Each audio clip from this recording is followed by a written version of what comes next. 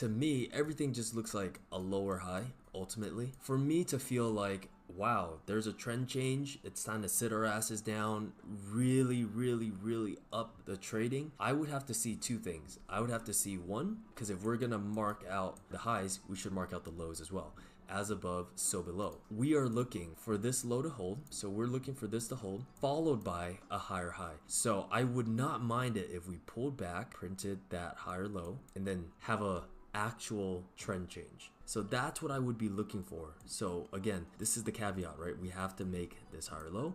Otherwise, we're looking at 64.6K. So this is on a daily level because it's easier to look at trend that way. But for us to feel like, oh wow, the bull market is back, you want to see this trend change, because if not, then we're probably just going to be chopping for a while. The same way we've been chopping since April, essentially, right? We've been following this structure since April. It looks like it's starting to condense, so there should be some type of definitive trending move soon. So again, if we're gonna pull back, I want to see 54K hold, so that would look something like that, maybe 55K, whatever, right? However low it goes. And then from here, I would want to see us make this higher high. So a higher low coupled with a higher high. Now, if we were to keep going up, where you would want to look at is actually up here, which is 64.3. So you want to see this higher high, and then maybe we pull back down to the 60K. Those are our options right now. That's what I'm looking at as far as Bitcoin goes. I'm super patient with Bitcoin just because it's been doing this since April.